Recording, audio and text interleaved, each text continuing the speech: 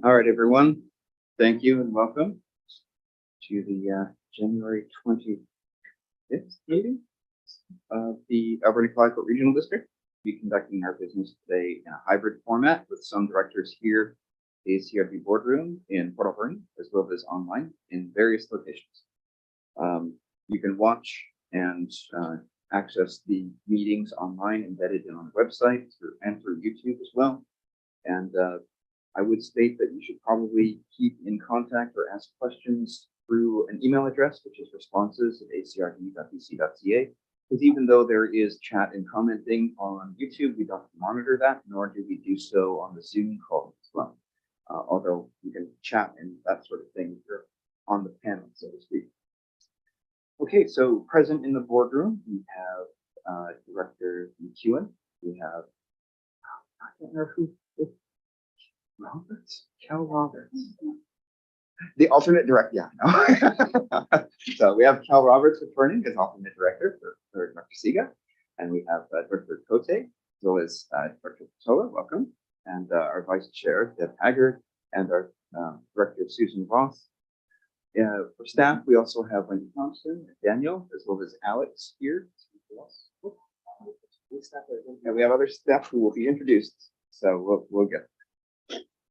We have an agenda where we're going to add one item as a late agenda item, item 6A. It's a letter of support for InFilm for a grant application for InFilm, which is supporting film and TV kind of related items for item 6A. I don't believe there are any other additions to the agenda, nor are there any additional materials. Is that correct? If we could have a motion to adopt the agenda, please. Thank you, Director Ross, seconded by Director Haggard. Are there any comments? Seeing none, all those in favor? All opposed? Okay, motion carried. Thank you. All right, that brings us to declarations. Conflicts of interest, perceived conflicts of interest for gifts exceeding $250. Director Boyko, please go ahead. Yes, I have a conflict of interest for item 9.1.8 alpha, planning matter. So I'll need to exclude it from that. Thank you. All right, thank you for that. So since you're connecting online, it'll be easy to put you in the waiting room. I think Janice can do that in a couple of ways. So that's all good. All right, thank you. That brings us to the adoption of minutes for Board of Directors meeting January 11th, 2023. Are there any? Thank you, Director Roberts, seconded by Director McEwen. Any further comments? Seeing none, all those in favor? All opposed? The motion carried. Thank you. Next item is 4B, which is the Alberni Valley Regional Airport Advisory Committee meeting dated January 19th, 2023.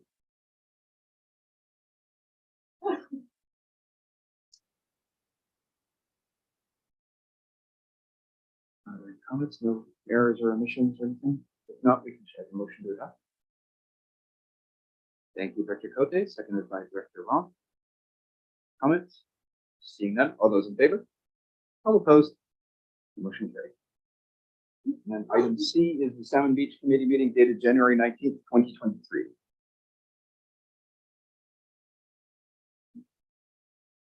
Recommendation of the minutes of the Salmon Beach Committee meeting held on January 19th, 2023 be adopted. Thank you, Director Roberts, seconded by. Thank you, Director Cote. Comments? Seeing none. All those in favor? All opposed? Motion carried. Thank you. Alrighty, that brings us to item 5. So 5A is introduction of workers. So first off, we have Ms. Wall. Wendy, do you want to make the introduction? Please go ahead. Thank you. I'm pleased to introduce our new administrative assistant, Carrie Wall, to the board of directors. Carrie was born and raised on the island, moving to Port Alberni at a young age. She moved away for a couple of years after finishing school, but returned and is now raising her 2 children here. Carrie previously worked for the city of Port Alberni before joining us at the regional district. Welcome, Carrie. Maybe I'll get you to go here.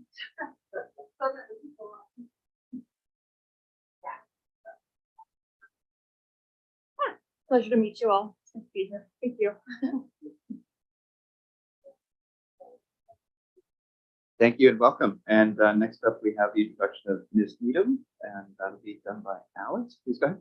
Happy to do that. I'm very pleased to introduce Amy Needham as our new junior planner. Amy comes to us with 15 years experience in local government, working in parks management and parks planning in Alberta, and most recently with the city of Port Alberni.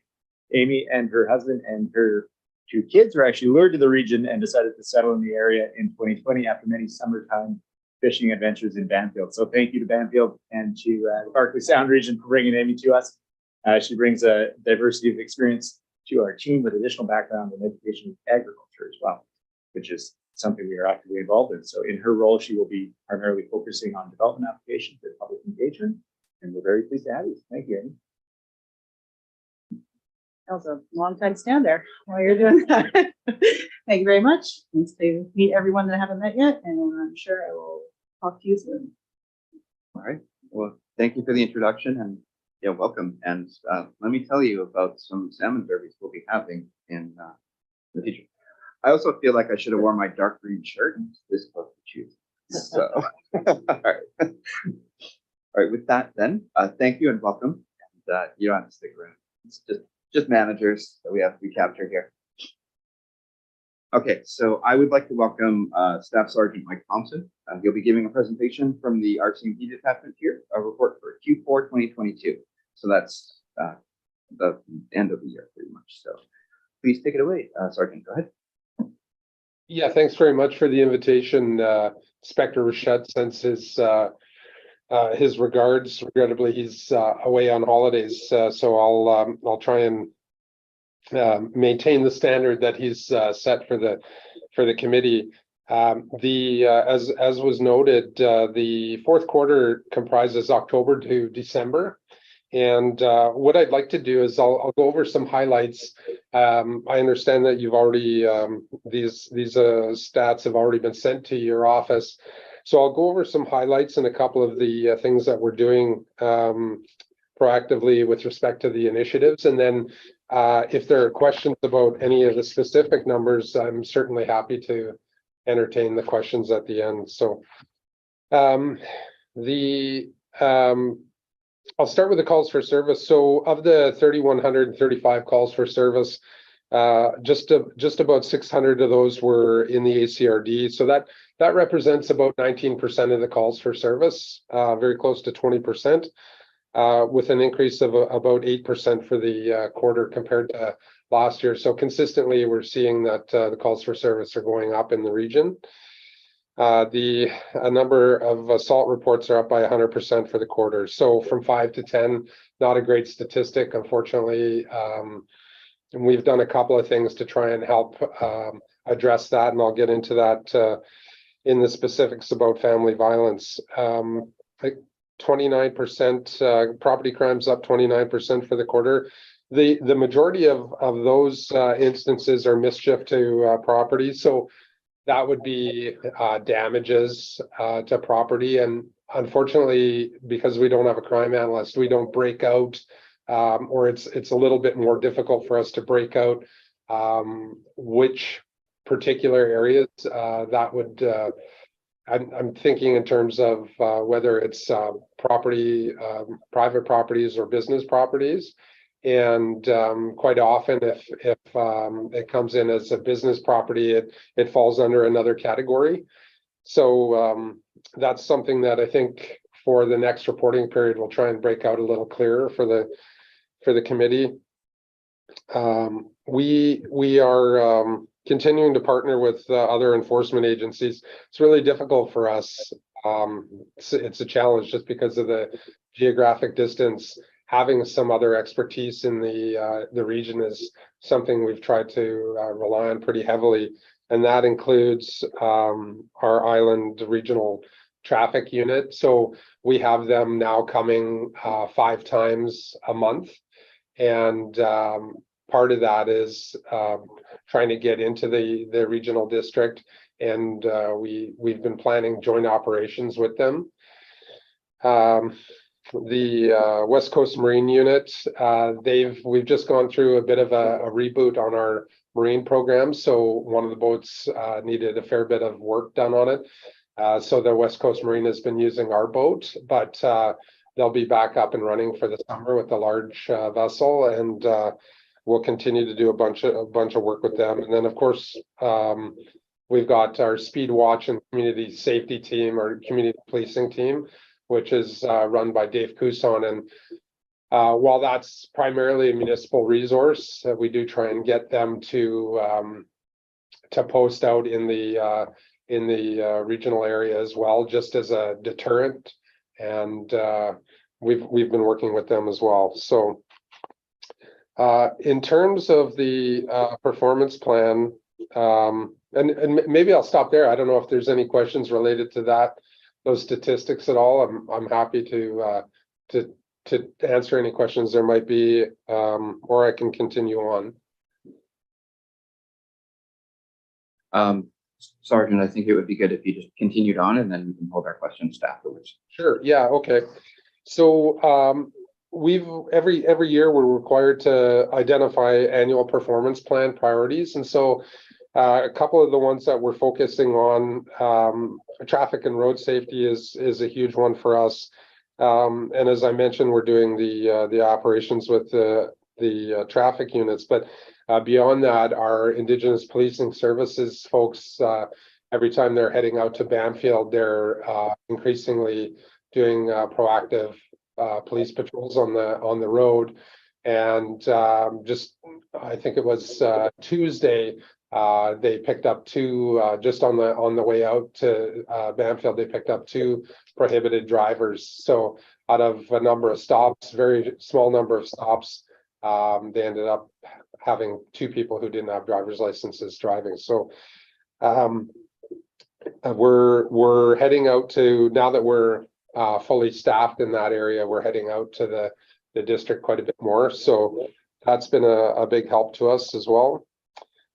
Family violence, so focusing on education awareness, community support to foster wraparound services. What does that mean in terms of practical application and policing? We've just, in the last 2 months, I've secured, we've now got a full-time violence and relationship coordinator. So previous to that, that position was sort of floating between members of our general investigation section, and it's put there because I see that as one of the critical areas, one of the highest risk areas that we have in the detachment in the region. So I was able to identify somebody who is now taking that on full time, and what that means is enhanced overview of the investigational files. The member who's in charge of that area is also, we now meet once a week to discuss problematic files and any policy or any other issues that are required. So much more oversight from my office. And they're also conducting training with the detachment so that we can provide better trauma-informed approach to the service that we're offering. I should say that I've only been at the detachment for just over a year, so a bunch of this now is coming to fruition as the detachment commander has been able to step away from the operations specific role and focus on the larger, more macro view of running the detachment, and I've been able to step in.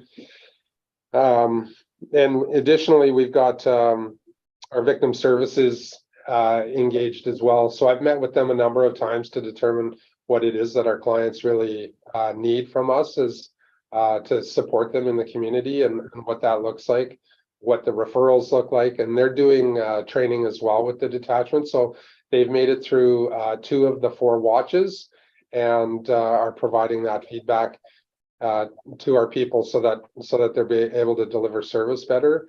And I also have sent out some materials for them to review in addition to them taking the trauma-informed training. So we're trying to improve that area incrementally. It's, as I said, it's a high-risk area for us, and so we're focused pretty heavily on it. Crime reduction and property crimes and drugs, that's also a priority area for the performance plan.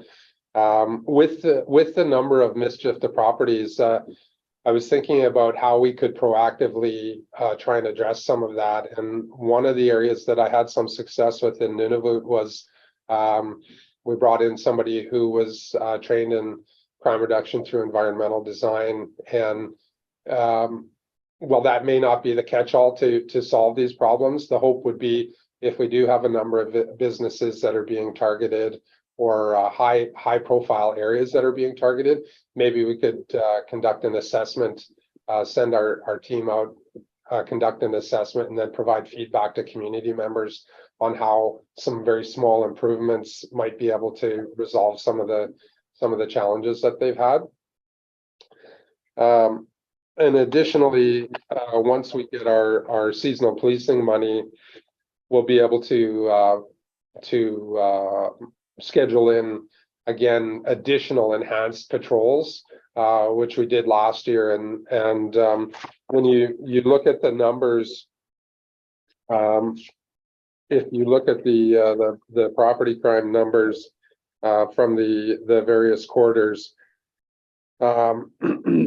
consistently we seem to see an upward trend from 2020 to 2021 and onward. And so, you know, the other factor there could be that as a result of COVID, people staying in, maybe during the previous years, we had fewer property related issues. And now as people more freely going out into the community, I feel comfortable doing going to businesses and being out, that might also account for that. So we need to think of how we address that with our planning for the seasonal policing money. Aboriginal policing, so that's traffic safety enforcement, greater visibility.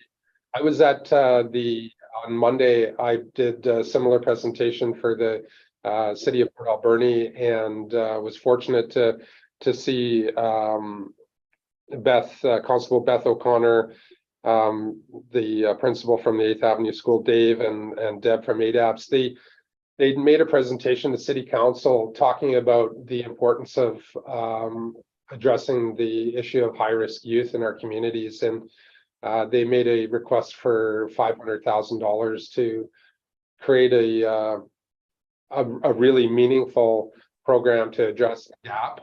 And in the way that we're servicing our youth. And part of the conversation from the municipality was, is the regional district going to be involved in the community in the programming and the request to support? And that was answered by them that yes, they would be approaching the regional district with sort of the plan moving forward, so that there was a more cohesive approach across all the boundaries, obviously being good neighbors. So that I have no doubt that'll be forthcoming. I don't have specifics on the program right now today, but I'm certainly happy to get Beth to send out materials to the directors in the committee to so that they can familiarize themselves with that. Yeah, and then additionally for the youth, what we're doing is I've selected a new youth officer, so that position was vacant for some time. And with my thoughts as I started to see some of the files that that were coming in, again, that high risk youth component, I thought it was really timely for us to get the youth officer. So we ran a competition and selected a candidate who's already very active in the community with youth, and so it's just a matter of transitioning that person from their duties on the general duty side to the youth position. So you can expect to see a greater visibility with that member as well. And then lastly, which is sort of related to all of the priorities, we're working on with our headquarters in Green Timbers in Surrey on a project called Project North Star. And the intention behind that is to provide enhanced mental health training to our members. And as part of that, we've now engaged the Regional Health Authority, Island District Health, and with support from our senior people in the Green Timbers headquarters, we're now starting to meet with them at the higher levels to try and look at what realistic mental health strategy and how we deal with our clients who have some mental health challenges. Because it really translates a number of these areas, the youth, the violence in relationships, et cetera. And so the hope is that if we can try and address that to a degree, underpin some of the work we're doing with greater understanding of what some of the challenges people are facing, that maybe we'll have better outcomes. So that's it in a nutshell.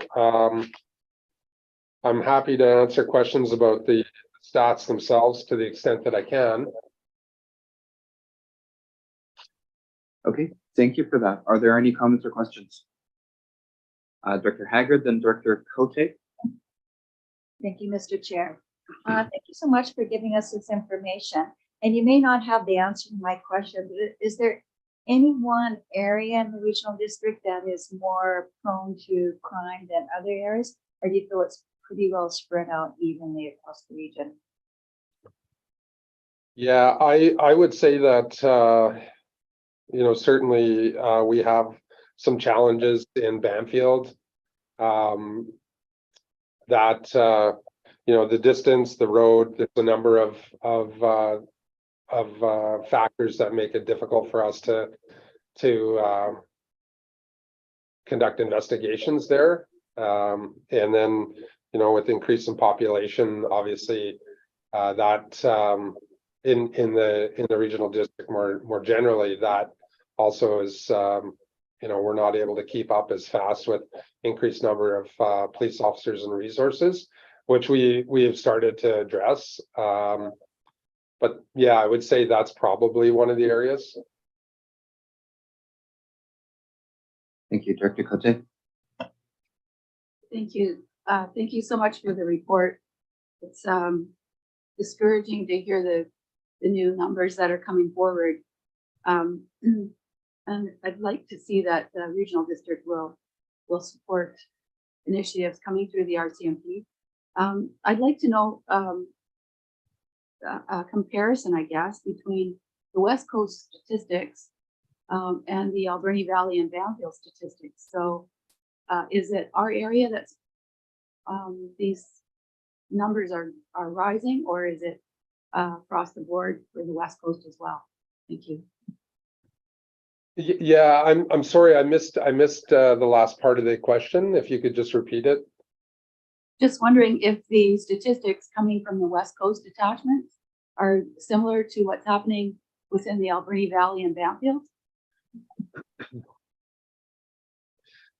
Yeah, I can say that unfortunately statistics across the island are fairly similar. We've got and I don't know if that's downward pressure as a result of food insecurity, the rising cost of goods, inflation, post-COVID challenges. You know, that I don't think we've been able to build that out yet and unpack specifically what as a result what's causing that. But we are seeing those statistics rise throughout the island district. Yeah, that's really all I could say without unpacking that a bit further. And I'm certainly happy to do that and get back to the board. Thank you. I think that would be necessary, if only to see where we're at from a regional perspective and whether or not it's just a similar thing across the entire island or whatever. With that, then, are there any other comments or questions? Okay. Seeing none, I think it'll be important for us to have that conversation about whether and to what degree the regional district will be involved in anything that has to do with the youth situations. I think that's something that affects us all. And affects our First Nations pretty directly as well. I know that the RCMP has been giving presentations to the NTC and other nations as well, and that's appreciated. So if we can find out where and how we can coordinate together to make this better, that would be great. One step at a time, of course. But thank you for your presentation, Staff Sergeant, and yeah, hope to see you again when Eric's not available. Thank you. Good stuff. Thank you very much for the invite. Have a great day. Okay. All right, that brings us to the next agenda item, is item 6. This is the late item. This is just a request for a letter of support for an application that Infilm is making for funding. So this is a late item. I'd ask that it be added to the agenda because I just never know the timing when it comes to letters of support. They seem fairly straightforward. The only thing I would have liked, and I don't think it would have been worth doing the work on, was getting some specific island or specific West Coast and Alberni Valley statistics for the impact it's had here. Because I know it has in other places, but I know it has here as well. I just don't know the numbers. But it seems as though there is value being created by the film industry, TV industry here. Oh, yeah, please go ahead. But, Daniel said he has some. I can provide you some. Joan did send me some quick stats that she had available. In general, I mean, if we use Chesapeake Shores as an example, because I used to be in Falcon Beach, and Joan and I obviously established our original contact there. And so just as an example of spend around the Chesapeake Shores filming in the Falcon Beach and Parks Hill area. Just season 5, which was last year, saw a spend of 3.7 million directly to the area. Hotels saw 9,251 room nights for 1.2 million worth of value. The location itself saw 500,000, and office, studio, and storage saw 397,000 in direct spends. The payroll for Chesapeake Shores, as an example, saw a spending of 4.1 million, and that went directly to Vancouver Island contractors and employees. So they have obviously been there for some time, and when they originally started, the spend was quite a bit smaller, and the amount of employees on the island was lower, just simply out of availability. And so what we saw was an increase over the years from 20% Vancouver Island employees and contractors up to just over 50%.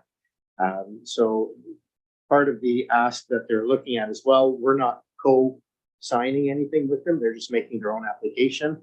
But obviously it impacts the area, and they have been working on training programs. The training program specifically working with the appropriate unions and educational facilities. And they're at a point now where it would make sense for them to buy used equipment to work on, because booking actual studio space for training is just not possible. Because of that upfront investment, though, it becomes challenging for them to do that at capital, and having the grant would facilitate that. Great, thank you. Director Haggard. Thank you, Mr. Chair. I don't have numbers, but last year there was a short film that was filmed here in McLean Mill. And we only here for a short time, but it was very lucrative for people with catering, who did the meals and the rooms that they use. So it is a very lucrative industry, and I hope that we can tap more into that. Thanks. Richard Tell. Thank you, Mr. Chair. Having appeared on screen on Chesapeake Shores and now retired from my acting career, I can say as a previous participant in that community and industry, it is one that should definitely be supported. The spin-off is likely not captured by all the statistics that we get, and certainly does include tourism to the area as well. We got to get in on those Lifetime Christmas movies. Okay. So with that, I'm wondering if we could have a resolution to adopt the support letter of support. Thank you, Director Haggard. Seconded by Director Pella. All right. Any further comments or questions? Seeing none. All those in favor? All opposed? Motion carried. Thank you. I'm just going to find a way to build a soundstage around. I can't remember who did it. Somewhere in the mainland, they built a soundstage. It's all new there. There's one in Parksville. There is one in Parksville now? Wow. Okay. Next up, we have item 7, which is correspondence for information. So if there's anything anyone would like to pull out. I think the only thing I pull out is the item A, which is that the application for our West Coast multi-use pathway was unsuccessful, which is disappointing, but we'll keep plugging away at that. Director Cote, go ahead. Thank you. I also would like to post the Infrastructure Canada unsuccessful application. So just wondering how that's going to affect us, knowing that budget's right around the corner and without this grant, where do we sit? Will we be able to move forward or not? I can start with that, and then I know Jenny just appeared as well. But I will say that we have, like, the amount was 300,000 of the overall budget that was under this grant. So we are having to revisit how we do that. We of course flagged this with our MLA and the province because we're still waiting to hear on that grant. So it will most certainly be a topic of discussion coming back to the board, but I think Jenny might have perhaps some great detail on that. Go ahead, Jenny. Thank you, Daniel. Yes, so this isn't the greatest news. When we're told that we don't get a grant, it always is. But the silver lining is that we actually are very hopeful that we still will receive funding through the provincial application. We had made an application through that program before, had talked with the group and have really improved our grant application. We've committed all the funding. We have the tender ready. We have the design ready. We really have this project like in a box. The provincial funding will be the last piece, assuming that the project costs are still what we estimate at 1.5 million. So if we are successful with the provincial money, with the community works funding, with the ICT money, we have $1.5 million and we should be able to proceed with the project. We definitely will be going back to the drawing board if we don't receive that money. But if we do receive that grant money, then we should be able to proceed. So that's the good news. And I think we should just wait to hear about the provincial funding. Again, we have a very strong application in there. And so the fifth one's the charm on this one. Thank you, Jenny. Okay, so wait until March-ish. I did have a question in regards to the North Island College meat processing program. I don't know who might be able to answer the question. Yeah. Is there a way that this links into the what we've been doing with getting local abattoir, or does this have to do with dealing with meat after it's been slaughtered? So I thought a lot of the problem had to do with getting to a point where there's meat available locally to be processed. Alex? I'd be happy to answer that. Yeah, so this is a training program that would certify people in meat processing, which is after the animal gets there at the abattoir stage, and it is something we've been actively working on with the agricultural plan initiatives, and we've had some success with this North Island College program, and we're very much looking forward to that. That's starting up. There were some letters of support from local supermarkets and butchers as well. And there's a big need for that. Great, thank you. Oh, sorry, Dr. Patel, please go ahead. Thank you. I would like to pull out item 7C. And I'm not really sure what questions or whom I should be asking questions of, Mr. Chair, but it seems that it was a very comprehensive letter from the Oakland Chocolate Regional District. With some very specific concerns about the interaction between local emergency safety programs and regional programs. I'm sure that our local emergency programs have. Please go ahead, Heather. Thank you. Yeah, thank you for the question. The Bulkley-Nechako has provided a ESS, a letter to the province regarding the new ESS program guide. The province updated the ESS program guide in the last few months. And the gist of the Bulkley-Nechako letter is that the province didn't do any consultation with local governments. So the Bulkley-Nechako has written a letter to show their displeasure with some of the aspects of the new guide. And I share some of those concerns, the lack of consultation for one, and then the emphasis on ESS programs supporting the vulnerable population. ESS programs are volunteer driven. And so I've got some concerns with that. And I will be presenting a report to the board at the next board meeting on the same topic and asking the board to also write a letter to the province. All right. Thank you for pointing that out. And I would state that Minister Ma is very activist and will do things like this, at least in terms of if you follow for Twitter. This was, you could see it coming a mile away. So there's politics behind the regional district saying this because you look at the MLA from that place. But I do think we do need to look at the idea that expecting volunteers to take care of a lot of the social issues that need people with real training, real background there is important and something that needs to be looked at from a download perspective. So the province potentially making us do something that we don't have the resources to deal with in an appropriate way. There are other things that I'm worried about when it comes to the lack of consultation, because there will be potentially the introduction of new guidelines and objectives and thresholds that we'll need to meet that we might not be set up or arranged to deal with given what we're at. And I am looking forward to a briefing note on forward planning for figuring out what we're going to have to do to either meet those new guidelines, if we see them coming, or our political strategy for how do we get to a point where there's a realistic uptake. But I think I'm getting ahead of myself. So thank you, Griffith, and thank you, Heather. Any further comments or questions? Dr. Roberts, go ahead. Yeah, thank you for that, Mr. Chairman. I'd like to go back to item 7A again. I know that Jenny gave a good report on that. I just hope that that provincial funding comes through.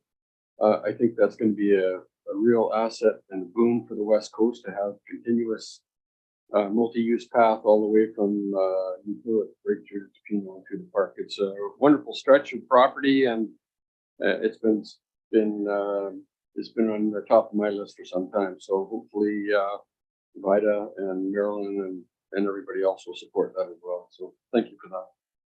Especially with the advent of e-bikes, it makes even those distances not really much of a difficulty for anybody as well. Like if I can do 20 kilometers, like nothing, then anybody can. So, all right, thank you. If we could have a motion to receive the reports, please. Thank you, Director Roberts, seconded by Director McEwen. Comments? All those in favor? All opposed? Motion carried. Okay, that brings us to item A in the decisions, cluster decisions. This is for the Standing Select Committees. So Wendy, please go ahead. Thank you. So in January of every year, the Board of Directors reconfirms or makes appointments to our standing select committees, and then also various outside boards and agencies. For example, the Vancouver Island Regional Library Board, 911, Cloud West Biosphere Trust. So worked with Chair Jack and Chair Jack Canvas directors and put together the appointment list for 2023. So it's in front of the board for endorsement. And discussion of the appointments too. Like there's still room for that as well. If anyone would like to have a conversation. If not, this was suggested. One thing I do want to ask Wendy is for the appointment to the Aquatic Center Advisory Committee. Deb is in there. Yes. Yeah, we don't have to make an amendment. Okay. I added Deb in there. You did? Yes. Okay. Yeah. And then we've sent out right now we've invited the members of the public to sit on that committee. So we'll update that list when that closes at the end of the month. Okay. And for Director Roth, nobody put their name forward for the Port Authority Dry Dock Committee, so I put your name there. Is that okay? Okay, you're okay with that? Okay. It's not a very active committee. Okay. Any further comments or questions?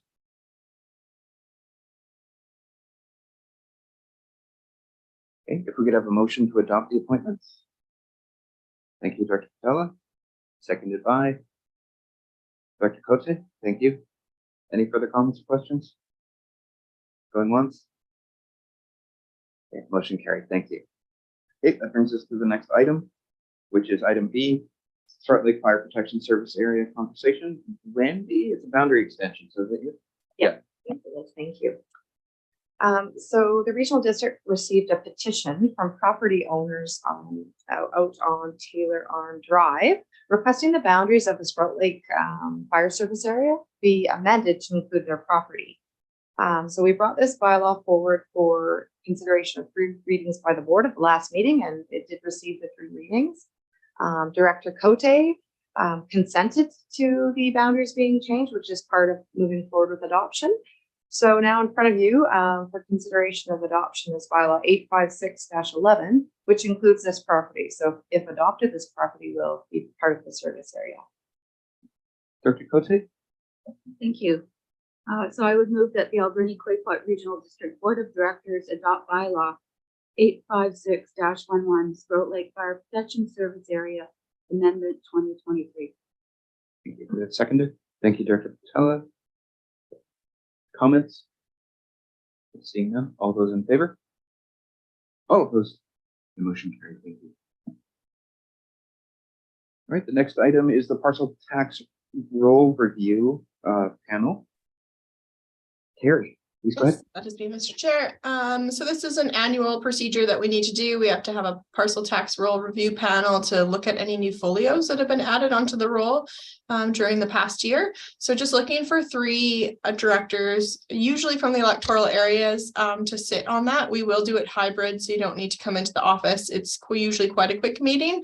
There's parcel taxes for Beaver Creek Water, Bamfield Water, Salmon Beach Services, and Sprout Lake Community Association has a parcel tax bylaw as well. So I'm happy to answer any questions.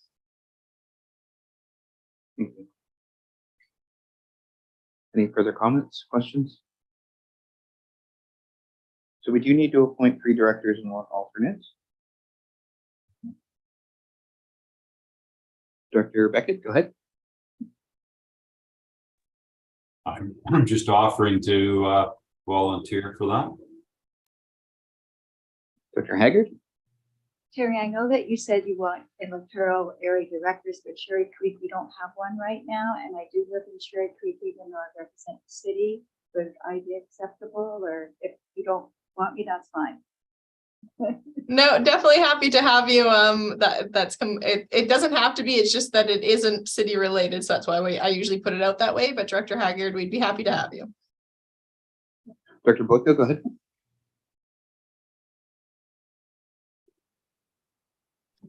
Yeah, I'd be glad to put my hand in ring as well. Thank you. Okay, that sounds great. Thank you. And for alternate? Oh, Director Roth, yeah. Director Roth for alternate? Okay. Okay, do we find that this is acceptable? Yeah, I think it's okay since Deb does live in Cherry Creek. I think that's acceptable until we have a representative. So, any further comments? Okay, what kind of plant is that behind you? Is that the red? Is that like hot peppers or is that the wheat? No, that is the flower. I don't know. I'll have to find out for you. But it started small and it touches the ceiling now. So one day I'll just be in the plant when I zoom into you guys. Okay, sounds good. Further comments? Seeing none. Okay, all those in favor? All opposed? Okay, motion carried. Thank you. Okay, that brings us to Fifth Avenue office update options. Daniel, please go ahead. Thank you, Mr. Chair. So on this one, I mean, following up on discussions that really started in 2022 regarding this office space, staff are presenting some options for addressing some office space shortfalls that we have. And in addressing those, there are some 2 key options that are up for discussion here today. There's a renovation option and a complete rebuild option that staff thought would be prudent to have advanced discussions on. Both are worthy of a greater deliberation, in some cases even a business plan or more details around what the investment looked like. So this by no means is the last discussion that we have on it, but prior to investing time and energy and money into understanding which of visions is likely most favorable for the board, we felt it prudent to bring forward for conversation today. So just flagging that in the 2 discussions or in the 2 areas, it was important for staff to flag the fact that yes, this is for employees, but also flagging the different areas that we can work in boardroom and board considerations, all of our various partners within the Federation, our various volunteers as well, flagging the fact that we do host our emergency services out of this building, emergency social services and our emergency coordination. Also, just wanted to flag in here that the report does correctly identify a number of times that a decision such as this, regardless of whether it's a renovation or rebuild, will likely have a borrowing portion, and as such will need to have public dissent and a public process. So this by no means aims to circumnavigate that. In fact, it's just what we want to make sure that we're planning for the right discussion, as opposed to trying to tackle every aspect, which is a higher cost if we were to plan both the renovation and rebuild. I think what I'll do is I'll stop there and see if there's any specific questions rather than going through the entire report, because it might be easier just to target the questions that might come up. So I'll stop there. Thank you. Director Cote? Thank you. So you've given two options here. Have you looked at other options like taking part of the service? Like we don't have to have the emergency services come out of this building. We don't have to have certain services actually attached to this building where we could utilize. It would be a slight renovation then. I just want to make sure that we're looking at all options. When we are considering looking at aquatic center, I really don't see funding for everything that we're looking at. So I'd like to make sure that we take a good look at other options besides a rebuild or a new building before we start down that path. Thanks. Okay, I have Director Steer and Director Roth, but before we get there, Daniel, did you have a response to it? Yeah. So I think the element that you're talking about there, Director Cote, would fall more under the lower cost review of the full rebuild, because you know the full rebuild concept is one where we will look at partnerships, we will look at spaces, we'll look at needs outside the region, and it's going to be easier for us to talk about what could move and what else could happen versus just going straight into renovation, which is the alternative that's there. The board is welcome to reword any of these recommendations as well. We just really place it in two different categories. And if we're going to explore how it is that we can move things into different areas, I see that as more an exploration around reviewing our existing services and how they tie to this building or other buildings, or reviewing various partnership ideas that do exist. I will flag that in looking at how we could structure something like this, I emphasize partnerships because the default position is often that local government will borrow, build, move into an office, do something along those lines, and then carry that debt as we move forward. When we look at partnerships, it is always possible that somebody else may have already built or is in a position to build, where we could simply lease back and move into, which is a completely different financial structure. And this is what the recommendation, even though it talks about new build, that recommendation is really about exploring those elements prior to advancing deeper down any one model. The renovation is really commitment to this building. The recommendation is a commitment away from this building and exploring more options. Okay, thank you. That brings us to Director Steer and then Director Roth. Did I miss anyone? Go ahead. Great. Thank you through the chair. Thank you, Daniel, for the report. And I might approach this from a slightly different direction. You were looking for some direction and potentially ways to move forward. I do see real value in exploring a comprehensive redevelopment of the property. And of course, financials are a prime concern, but I think through looking also through a different lens, the long-term look at the ACRD as an organization in general. And as indicated in the report and articulated by other levels of government and other service providers, partnerships and collaboration are going to be the keystone for success on many endeavors that we move forward with.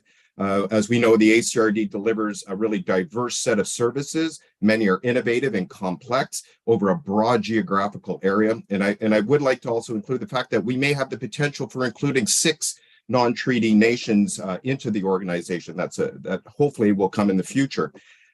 I do think fundamentally, if we're going to look at maintaining the resiliency and functional structure of this organization in the future, I do believe a comprehensive look at the physical structure is important and ultimately will deliver a better service model for our region and to deliver the critical services that our communities require. And I'll just end by saying I will support the recommendation to determine the best alternatives for a new ACRD office building and to develop a business case for possible partnerships and stacked interests as part of some alternative construction options.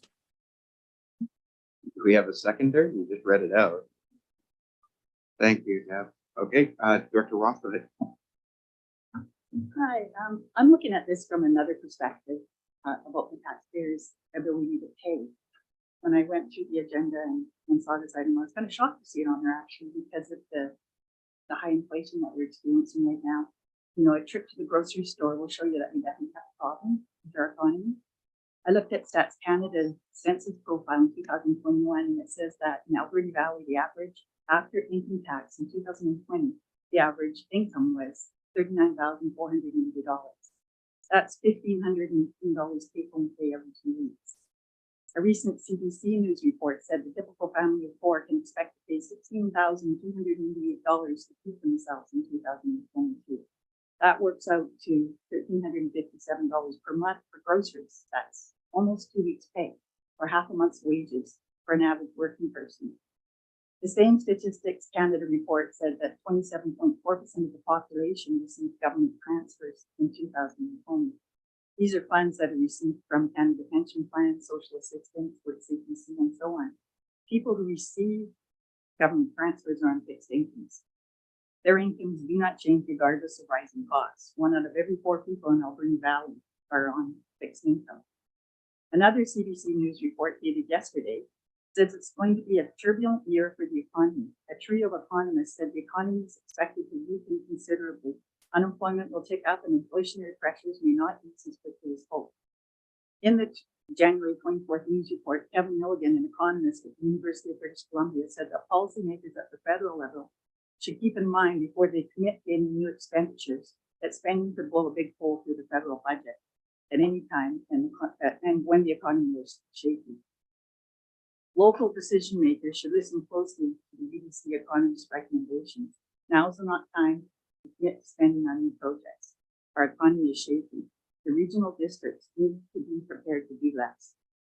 To me, we need to help local taxpayers keep their head above the water. Most people in Alberni Valley, I think, at this time can afford to pay more in taxes. Thank you. Thank you. Dr. Roberts? Yeah, thank you for that, Director Roth, and also to Director Steer for his comments. And I do appreciate all of that information. I think that at some point, if we decide to go, if the regional district decides to go ahead with either proposal, that what I would like to see, as opposed to the assent process, would be to go to referendum, not an alternative approval process. Assent is referendum. I'm sorry? Assent is referendum. Oh, okay. Yeah. Thank you. Director Boyko and then Director Haggard. Thank you, Chair. I also share the concerns about the alternative approval process because that has left a bit of a problem in the valley in the past decade. So if this goes forward, I would support the assent or referendum thing. I do notice that the recession is, if it's not started officially, it is coming. All you have to do is drive around Port Alberni and all of the truck parking lots are all full of trucks to buy now, and that's not like it was a year ago. So people are starting to hurt for tax money. I also share concerns with that Director Cote just mentioned about doing this at the same time that we're looking at doing the pool as well. And is this and also a large tax burden being put on people? Thank you very much, Chair. Thank you. Director Haggard? Thank you, Mr. Chair. I'm not sure what the lifespan in this building is, but I do know it's a very old building. It's been here as long as I've been here, I think. So we have to look at what lifespan we have left in this building before we put in a lot of money in renovations. And that's one of the things I think will be explored. And I understand the economy that we're in right now and the possible recession coming up, but this is not going to happen tomorrow. It's going to be a long-term work in progress. I think Daniel's just asking for us to look at all possibilities at this time. He's not asking us to support a new bill. So, Yeah, I think I'd like to underline the opportunities afforded by partnerships, especially if we enter into a lease back opportunity, which means that we wouldn't be on the hook for building anything. And depending on the arrangement, we might be able to, we might be able to help, like, have a hand in the design so that we can fit 4 or 6 more members, as well as having an appropriate gallery for what's going on. That being said, I think there are ways to amend this to allow for an exploration of all the opportunities, even though I think it's kind of hinted in with the possible partnerships and stacked interest, but we might want to be more explicit about the fact that we will look into innovative ways that aren't necessarily saddling taxpayers with a new bill, so to speak. That being said, I have Director Coots and then Director Patola next. Okay, go ahead. Thank you, Mr. Chair. I'd really like to thank the previous directors for speaking to the burden that may be passed to the taxpayers of the region. It really speaks to the innovative partnerships that we need to look at. We find ourselves in a time where partnerships and collaboration and working together at this growing table and growing region are extremely beneficial, so we can start looking outside the box. So I really thank everyone for thinking of that way. And I know that within our future discussions, we'll come up with some really great ideas and some synergies, and we'll start those conversations. I can see a path forward, so I'm excited. True. Thank you, Director Patola. Thank you, Mr. Chair. Given that the motion or request for decision is to fund the due diligence, for lack of a better word, process to discover better and more reliable information about what options are available, and I would assume make all that information available public for the purposes of your referendum on the issue. I think having good, reliable information can never be a bad decision. I support the motion. Thank you. And I think that's over the intent here. Daniel, go ahead. Yeah, I do want to echo that, and staff are certainly acutely aware of the economic factors that we're having this discussion in, and we bring it up because we need to have the discussion.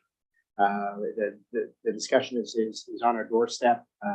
We started this last year, and certainly the feeling is that it was more appropriate to have this type of discussion, which is a multi-year discussion on a project of this potential magnitude or interest, to have it with the new board and not at the conclusion of the last term. So having the discussion is different from actually making any ultimate investment, and we just need to make sure that we're aware of that and not missing the opportunity to talk about things. I do flag in the report the context as well that's coming towards us when we talk about accessibility, and I know it seems small to see it, and I know that the timelines when we talk about meeting accessibility needs to ensure that people facing barriers to partaking in Canadian society have those barriers removed. As a government, we're on the hook to meet those, and the target is 2040, which seems a long way away. But when we talk about a project, any development, as noted in this one, an aggressive timeline would be 4 years. And so if we put ourselves 4 years from now with 2027, we're within a decade, and we're within the requirements of having to report. 2024 is when we have to start reporting. And not that that's the biggest cost, but there's a lot of legislative things that we have to contemplate when we talk about a physical space and working both with staff accommodating needs and with the general public. I feel that we want to have the discussion, and we're really seeking to have that direction on which discussion to best bring forward. I do have a friendly or an amendment to make to the wording that might help this discussion. If I can flag that, thank you. So perhaps removing the words out of the recommendation, removing the words anew, and removing building, and restating that so that it would say, sorry.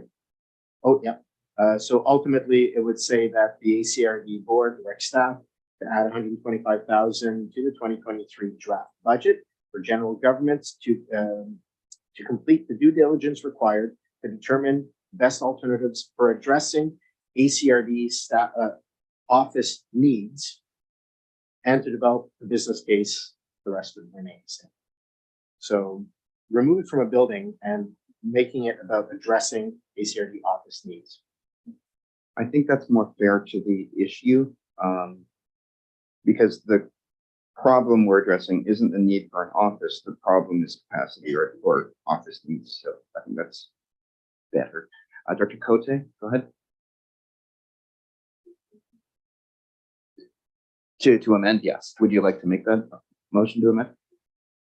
Thank you. And seconded by Director Roberts. And you had a comment?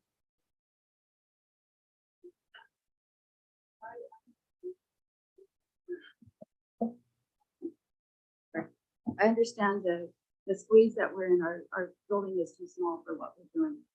Definitely. I do want to just make a comment about the library. Bureau does have like 38 members and many libraries, and they're moving to a ownership model because in comparison to leasing or renting, whatever, you're much better off to own. So I would be hesitant in what kind of partnerships we would be moving into. I would much rather see us be in an ownership position rather than leasing or renting from someone, because you have far less say as to what the design is and just costs ongoing. So just keeping that also in mind, that we can use other plans from different agencies on why they do ownership versus leasing. Thanks. Thank you for that. So we do have the amendment motion on the floor now. Anyone like to speak to the amendment? Just for like changing the wording to office needs rather than a new building, which I think will settle some nerves. Okay, seeing none. All those in favor? All opposed? Motion carried. Thank you. Okay, any further conversation about now the amended motion?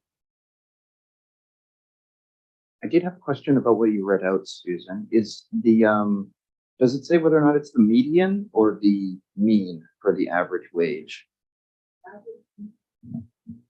No, well, no, how much they made, the average. It's the, oh yeah, the difference between the mean and the median average is counting is all, not the median? Okay, so it's just the mean, it's the mean, okay. All right, so with that, yeah, that was one. Can you forward it? Okay. Any further comments? Director Cote? Just one question. So how much time has staff been on this already?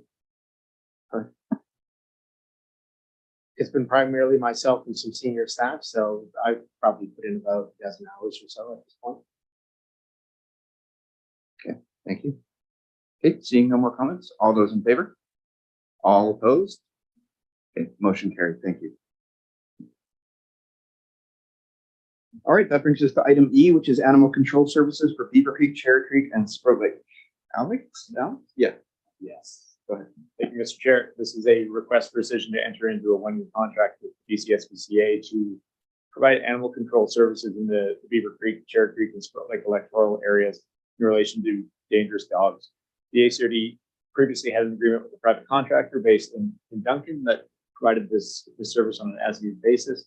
At the expiry of that contract, the updated pricing model and the terms of the contract would not have provided the same level of service to the ACRD, and staff utilized the opportunity to look at service delivery options and engaged with the local SPCA on a scope of work that would be appropriate for the ACRD. So the $9,000 cost of this contract would be split evenly across the 3 electoral areas. The contract would allow bylaw enforcement staff to work with professionally trained staff at the SPCA to respond to, evaluate, and report out on dangerous dog complaints, provide any follow-up required to ensure that containment requirements are being met, and if deemed appropriate, collect and seize the dangerous dog. I will also highlight that the cost to seize a dangerous dog is not included within this contract, and part of the recommendation provided in this report is to direct staff to investigate a dog collection and seizure policy and report back to the board on options for amending the establishing bylaws for dangerous dog services if needed. We're happy to answer any questions. Quinn just looked into all of that, so you might want to interact with our executive director on seizing and that sort of thing too. It's similar. Costs might be higher because we're just out there. Director Cote, please go ahead. Thank you.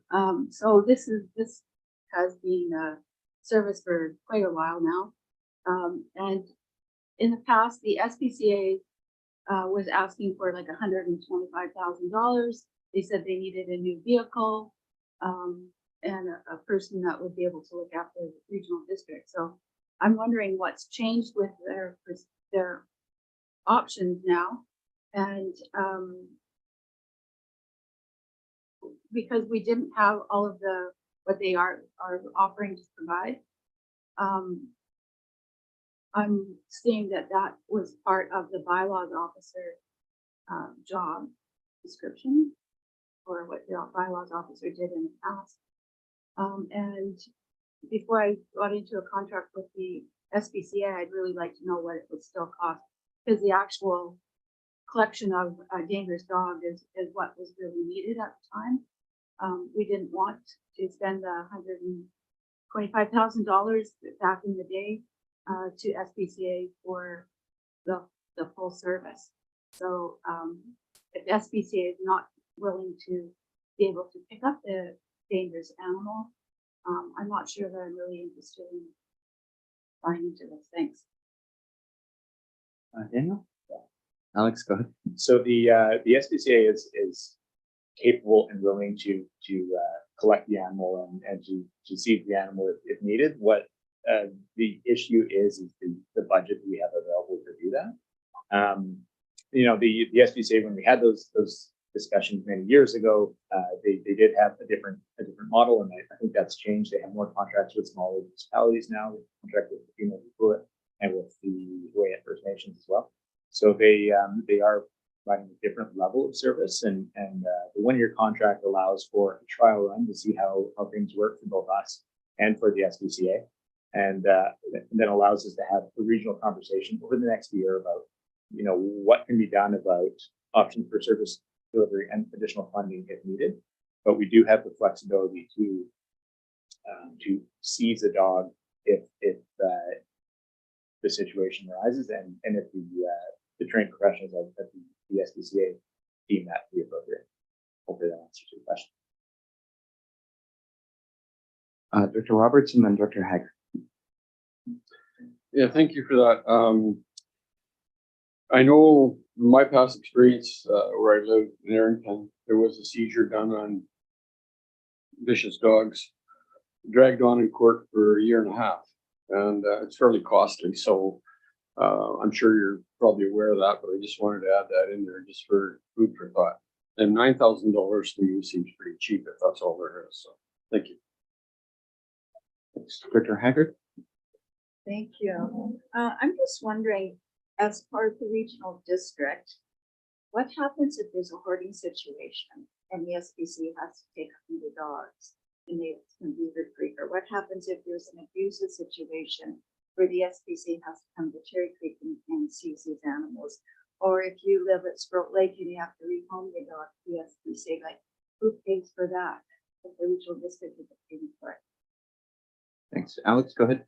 Thank you. Yeah, the SPCA has always provided animal welfare services in the region. So there has been many cases where they've been in the regional district to seize animals that are not being looked after, not being taken care of. That's always the service they've provided in the regional district. The service that they've never provided for us is the collection and management of dangerous dogs, and that's where in the city of Port Alberni they've provided that service, as well as the management of dogs at large. We just have a bylaw that deals with dangerous dogs, and so that's, they are there for the situation when they're really needed for animal welfare. What they're not there for us currently is the management of those dangerous dogs.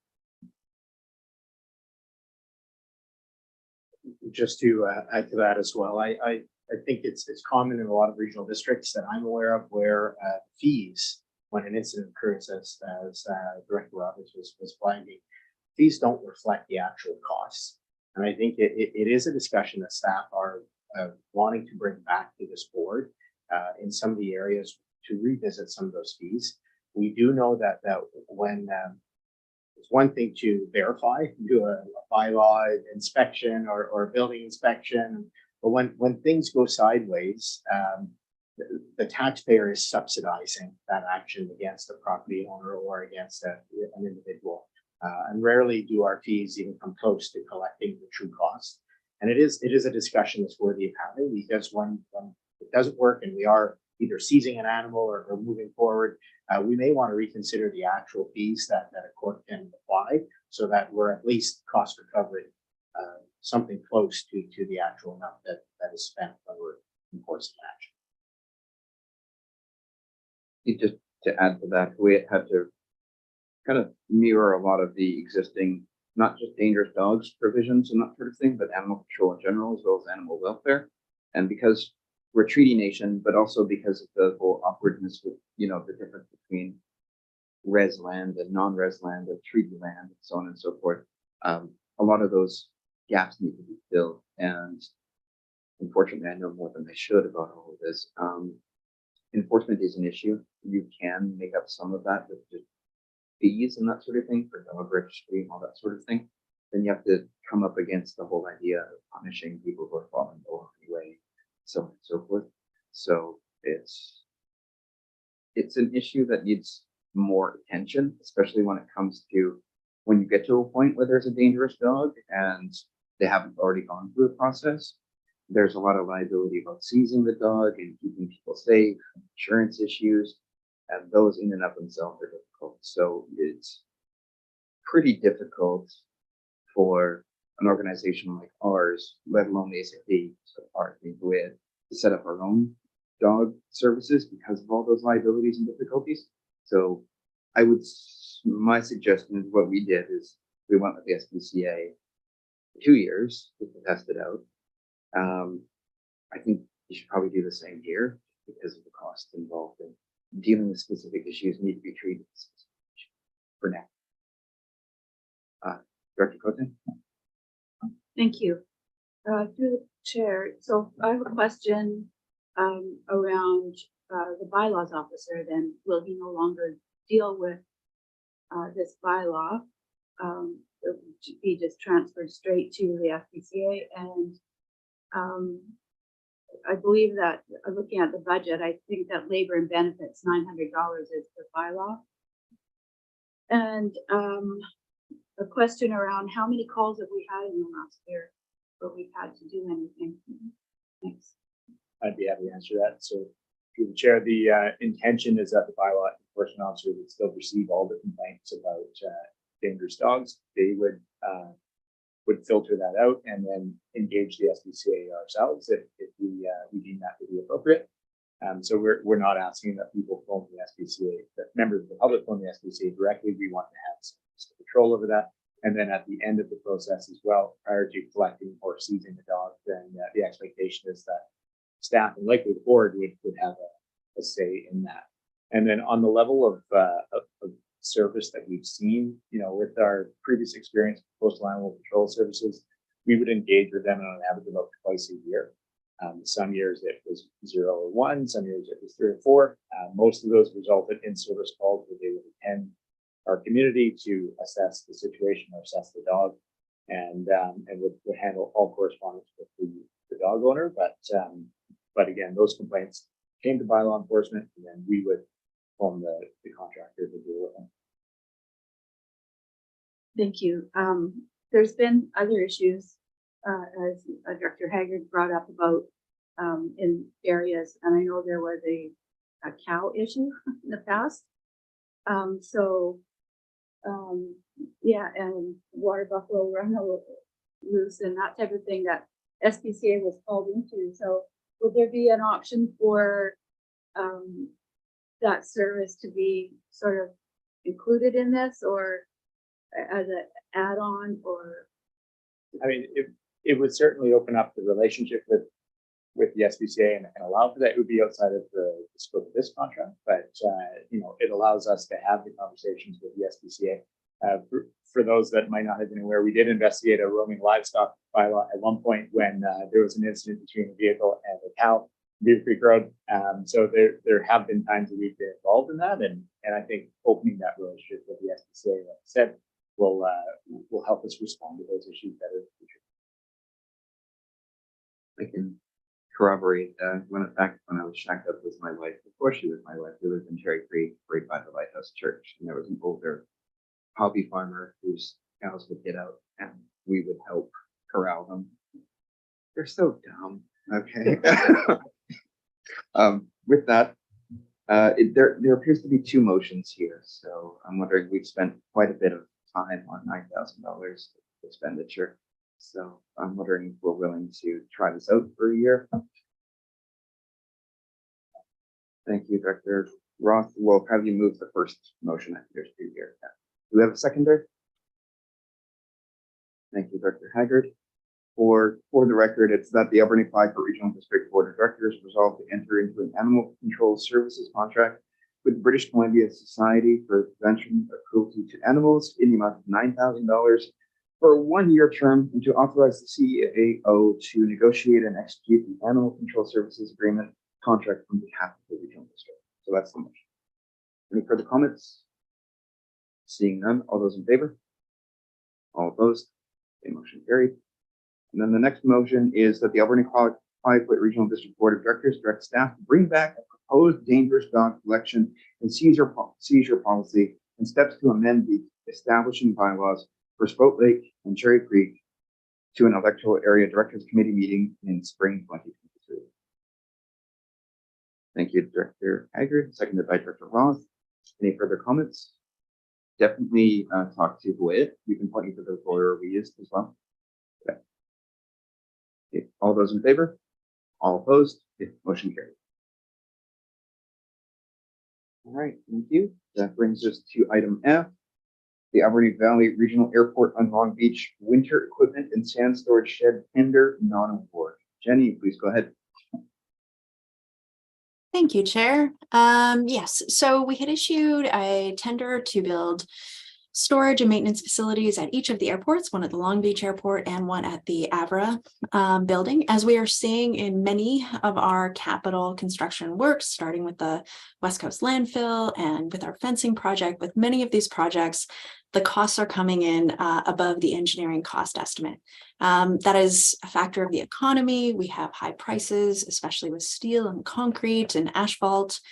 And what we saw is the costs really coming in high on these two projects. So specifically for the Long Beach building, we had received some grant money, but it was only to the tune of $250,000.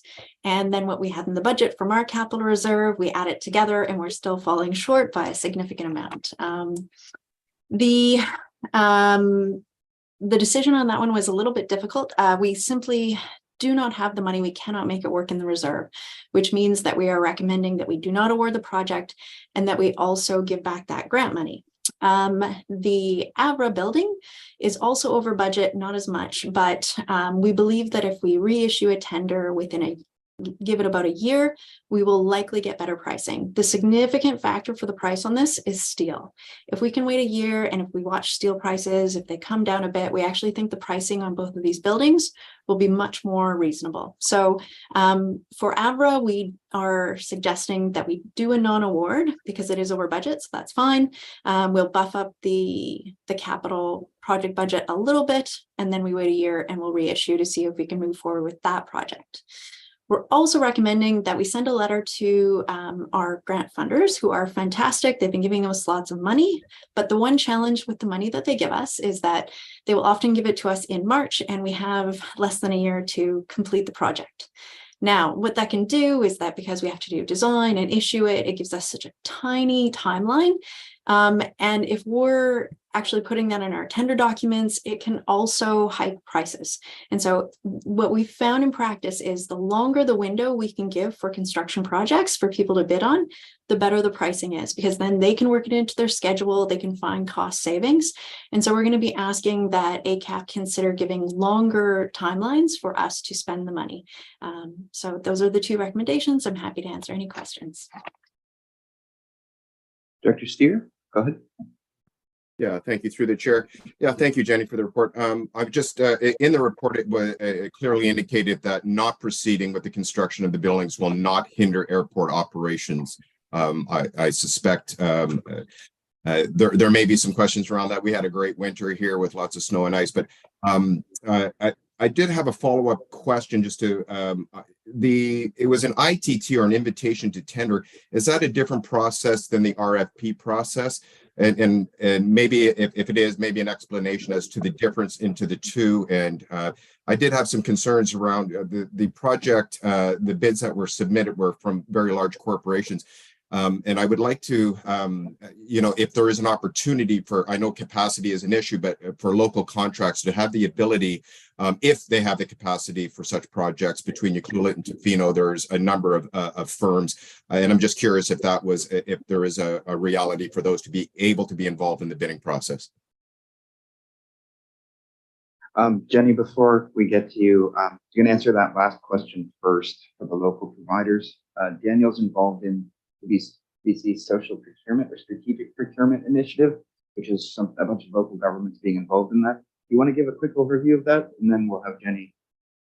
Yeah, please go ahead.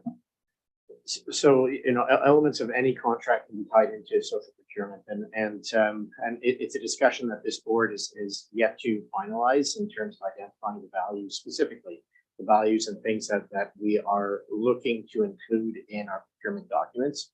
What social procurement ends up doing is it takes those values, it takes those things like industry training, a definition of what local is, helping people that are facing barriers to employment, gain employment, and it creates a schedule that we then value as part of contract A and pay out as part of that same contract as those elements are hit.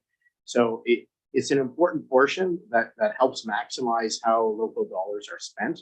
By law, we can't say that we're overtly only accepting local bidders, but also by law, we can bring in social procurement, which is widely used in Europe as well, to say what exactly we value. And it just means that companies coming in from anywhere around the world that bid on something have an opportunity to express how it is that they're meeting those key elements that we value, typically social elements, as I indicated. And that is something that is better formulated as part of a policy. We've been able to do some one-offs here and there by articulating that we have a preference for, but it's important for us to really make sure that we're consistent in the application, and only a policy can achieve that in a real way. Thank you. Dr. Boyko, do you want to jump in first before we go to Jenny? Go ahead. Sure. I just want to say thank you. Thanks to you, Chair. But fiscal prudence is always important, and with the cost estimates that you received were much higher than expected is part of reality now, but deferring projects to when prices come back down is always going to be a good thing. What Director Steer mentioned about having local companies sit on things, many of you know that I actually spent a lot of time working at Tofino, and I'm here right now.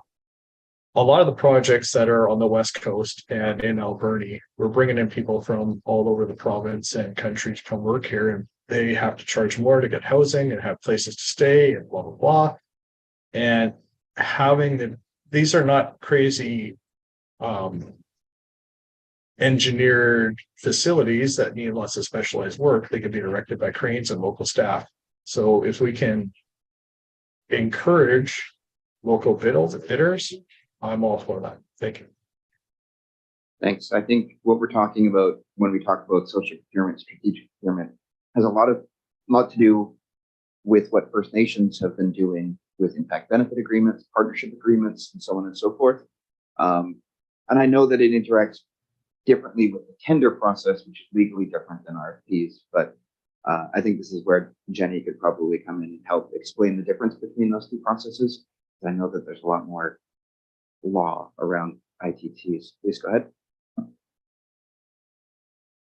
Thank you, Chair. Yes, many good questions and comments. The first one I actually should address because I thought it was a good point is the comment about affecting airport operations. And our airport manager isn't here, and he will say that, you know, any of this deferral is not the preferred. We are going to be able to manage without these buildings going up immediately.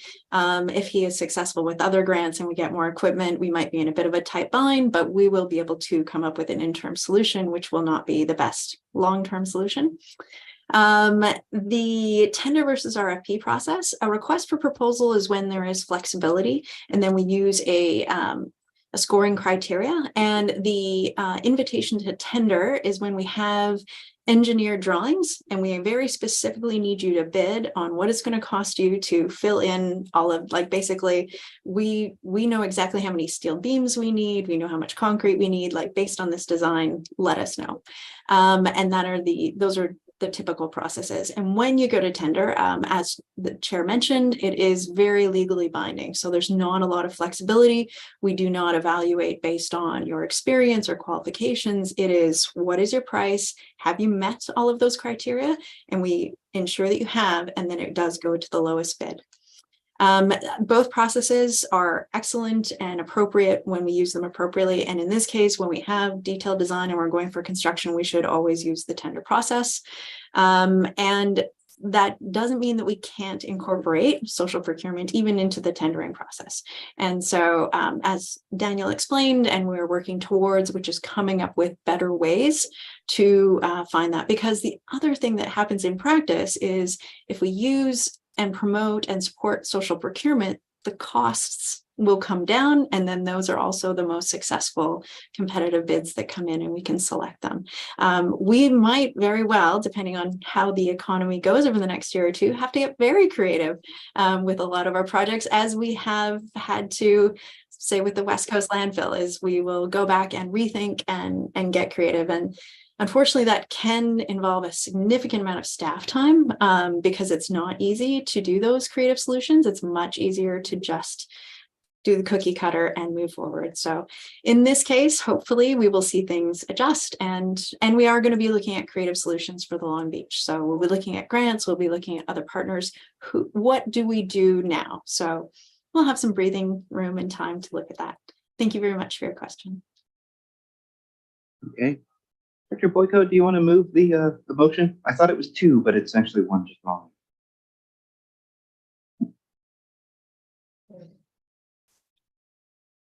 Yes, thank you, Chair. I'd like to make the motion that the Alberni Claycott Regional District Board of Directors authorize the issuing of a non-award for the tender in the Alberni Valley Regional Airport and Long Beach Airport winter equipment and sand storage shed, and further that the Alberni Claycott Regional District Board of Directors issue a letter to the Alberni Capital Assistance Program, thanking them for their support and funding, and request longer project timelines on future projects to ensure effective project. Thank you. Do we have a seconder? Thank you, Dr. Roth. Okay, any further comments? Dr. Steer, go ahead. Okay.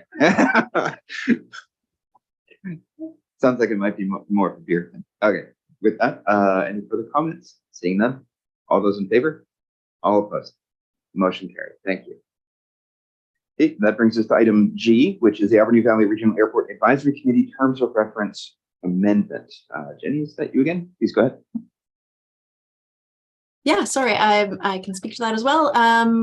We were at the board at, I believe, the last board meeting and spoke to the concept of having the AVR committee report directly to the board. We amended those terms of reference and took it to the Alberni Valley Regional Advisory Committee, and they agreed that they wanted that. So we have the attached amended document in there. We've also made a small modification so that the city of Port Alberni can directly nominate who they would like to represent the city instead of it being just a member of the board. And we're also asking for the board to reappoint the current members for another 2-year term so that we can roll steady for a couple of years. Thank you. Thank you. Any comments or questions or motions? Director Roth? Okay, Director Roth moves it, which is that the ACRD Board of Directors approve the amended terms of reference for the Alberni Valley Regional Airport Advisory Committee as attached and reappoint the current members for another 2-year term. Seconded by Director Haggard. Does anyone have the membership at hand that they can just say it out for the record? Next time it should be in the motion. Director Cote, go ahead. So you want the like one member nominated from TSHAT?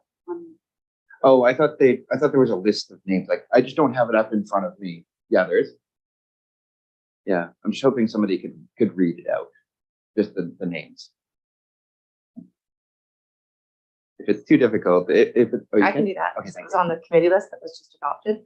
So Mike Ratana is member at large, Cindy Solda representing the city of Port Alberni, Director Penny Cote, Larry Deesbart Lake, Director Wilfred Coots, Chucklesoot, Dean Sept is member at large, Michael Hoff, member at large, Councillor Natasha Marshall, Sashot First Nation, Councillor Randy Lauder, Betchesett First Nation, Shelley Crest is with the Port Alberni Port Authority, Dan Savard is a member at large. We've asked the chamber to appoint a rep, still waiting to hear on that one. And Mike Cans, Lake Volunteer Fire Department, he's the fire chief.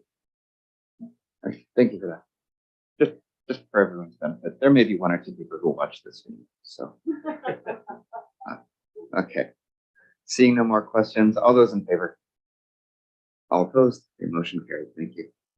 Okay, that brings us to the last item here in this section. It's item H, proposed building inspection agreement with Huu-ay-aht First Nations.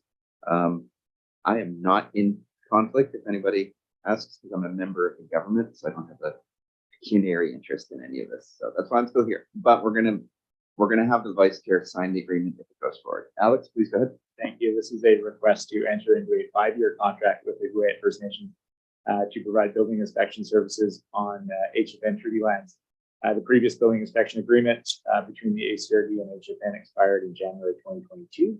And the ACRD Building Inspection Service has the capacity to provide this service. And the proposed funding model would be a cost recovery for building inspection services and time and travel costs. So happy to answer any questions. Thank you.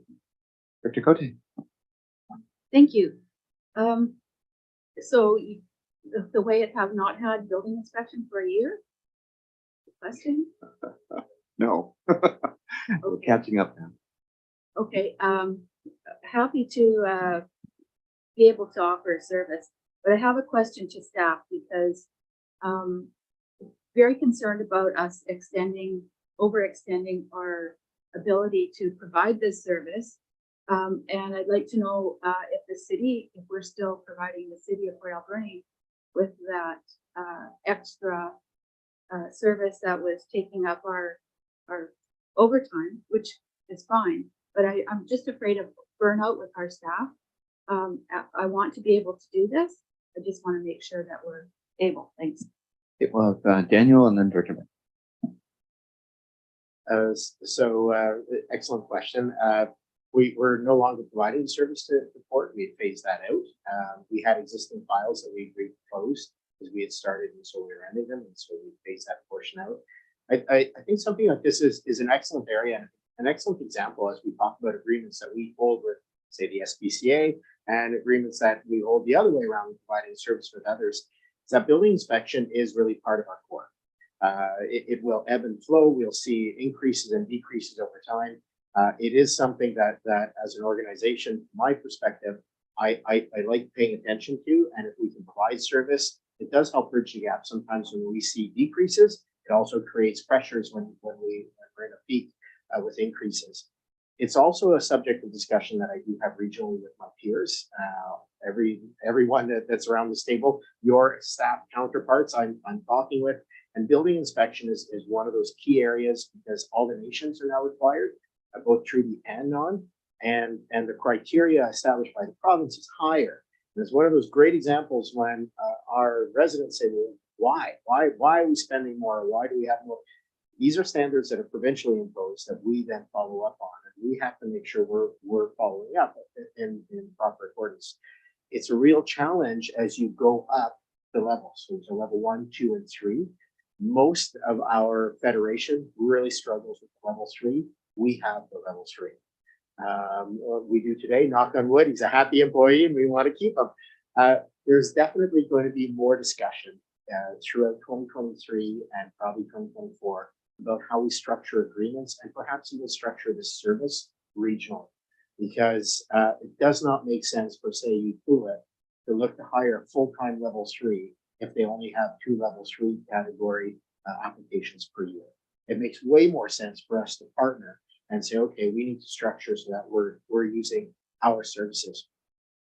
And so because we're in the best position to structure 1, 2, and 3, it's really good for us, I think, to look at agreements, because when we secure those agreements with our members, we can then seek the staff appropriately and build up the skills internally. Way easier if we have a team as opposed to just one. So yes, we're concerned about overstretching, but I like this approach because it will allow us to build appropriately for the region. Thank you. Director Beckett, go ahead. Thank you. And it was a great question, Director Cote. Having said that, I really support this initiative. I think it's really important from a fire service perspective in that Banfield provides fire protection for Anakla and the Hawaiian Nation in that area. And to have a consistent building code application in both our communities is important for many reasons. So I'm in full support of this and thank Hawaiian and staff for working on this initiative. Thank you. Any further comments or questions? Director Cote? Thank you. Director Beckett brings up a good point that the Emergency Act, I guess it is changing and will have new requirements. And I'm not sure if we're ready for that. I don't believe we are. But that's also going to be affecting our staffing across the board. And the challenge really is going to be those rural and remote areas to be able to provide that. Thanks.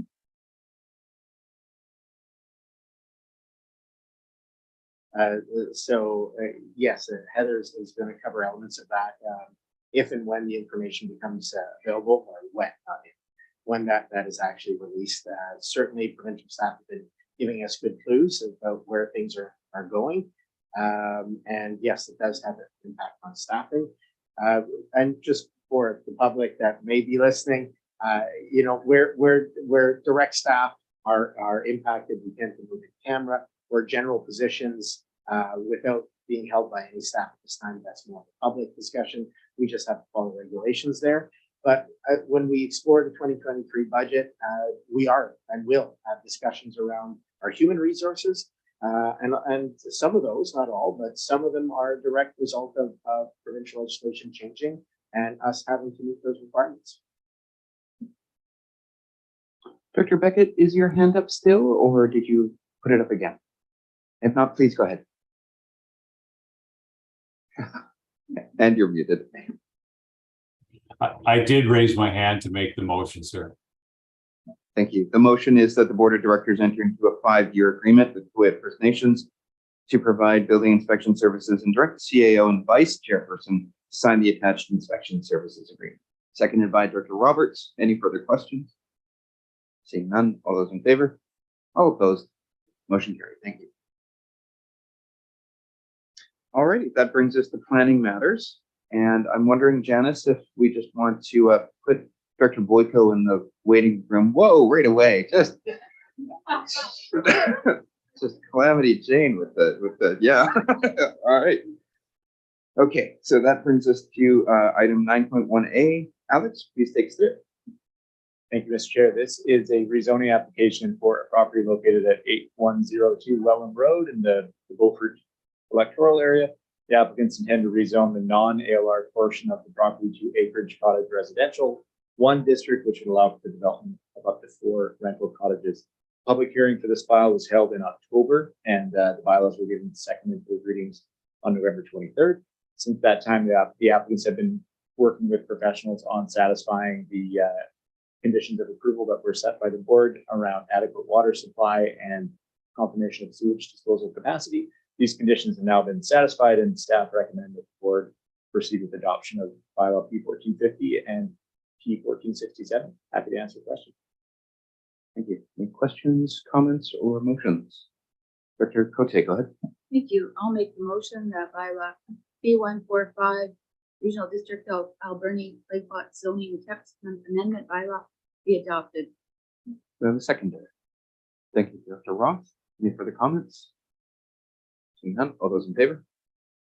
All opposed? Motion carried. Thank you. I'll make a motion that bylaw P1467 Regional District of Alberni Claypot zoning atlas amendment bylaw be adopted. Thank you, Director Roth, for seconding. Any comments? I think we should call a recess just to make it sweat. No, I'm joking. Seeing no comments, we have a all those in favor? All opposed? Motion carried. Thank you. All right, quick job. Let's get him back. There we go. Alrighty, that brings us to item B. And that is it's a development variance application. Alex, please go ahead. Correct, thank you. This is a development variance application for a property located in Cherry Creek area at 7001 Cypress Boulevard.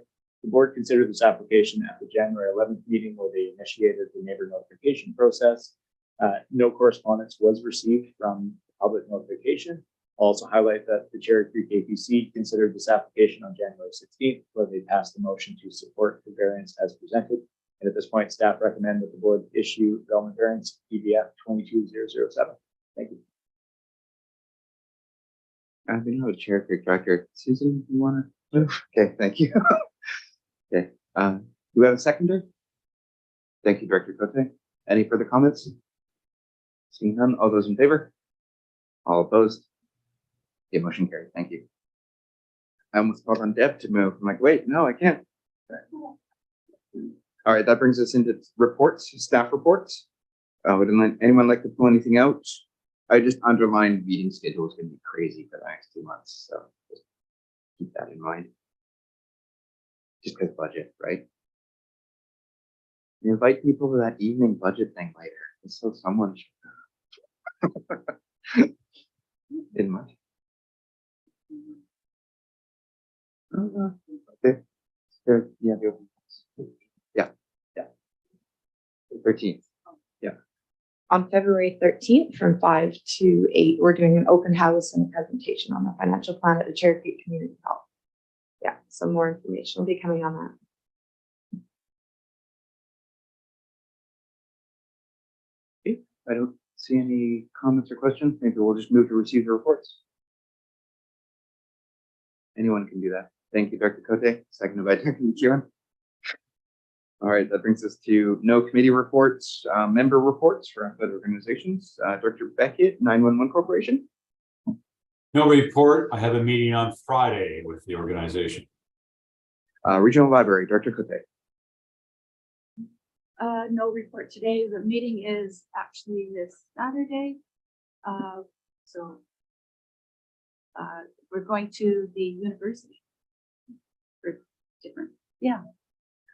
Chamber of Commerce, City of no report. Thank you. West Coast Aquatic, Director Steer. Yeah, thank you. I do have some information to bring forward. In speaking with Tanya at West Coast Aquatic, the report had come back from the DFO from the additional funds that were remaining in the Pacific Salmon Treaty Mitigation Program will be used to continue to support the retirement of the commercial salmon troll license eligibilities as part of the Pacific Salmon Commercial License Retirement Program. This is basically, they're just continuing with what they wanted to do. This was a long process where a lot of submissions were made. Specifically, West Coast Aquatic had made submissions to this with ways that they thought were better to proceed with that process. In essence, the government has just remained with the status quo. And so that was the report that had come out. So it does affect those on the West Coast, specifically in the Area G trawlers. And wanted to share that with the board. And then there's still conversation about West Coast Aquatic coming to the board for a presentation as to what the board is, or sorry, what West Coast Aquatic is, and the role that they play on collaborative management in our region. That would be great, bringing Connie or anyone in for that, the West Coast Aquatic this group. Thank you. Next item is the AVICC, President Cook. Thank you. Just a reminder that the AVICC convention is in April. You'll be able to sign up, I believe next week. Registration will open. Resolutions deadline is coming up very, very quickly. So if you have any resolutions, I don't know that we do. Not okay. And because of being president of AVICC, puts me onto UBCM, so I'd like to just also report that I am attending a health summit right now because I sit on the health committee. It's three half days, and we've completed one. Almost 400 participants from all over BC, covering every sector. Very interesting conversations. Also, they're piggybacking with a rural reflections on health at the end, so for an extra hour. So a lot of zooming. But thanks. UBCM has some new executive directors now, right? Yeah.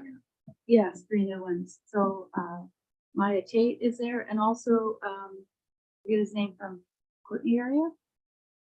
Yes. Yeah.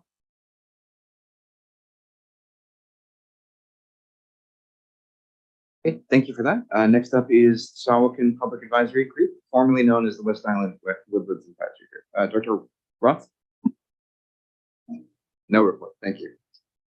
All right, any other reports? Dr. Hager?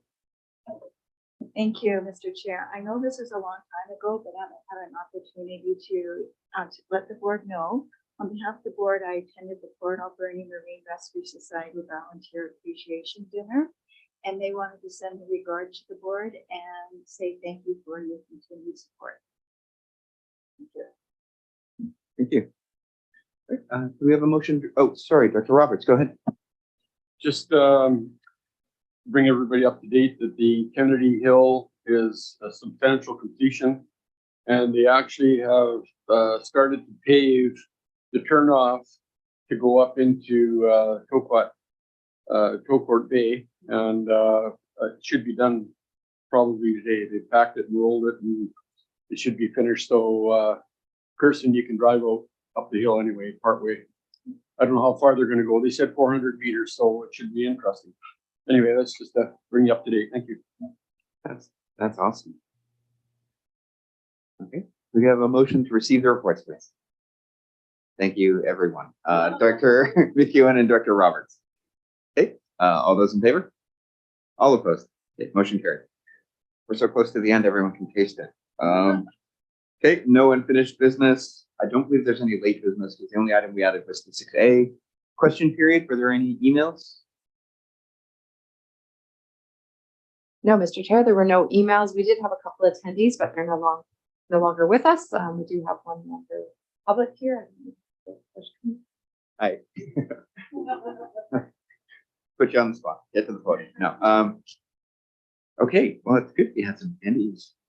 Okay, now would be the time to move to go in camera. So normally what we do is the chair will read out the reasons to go in camera, and then we'll just stop our recording at that point.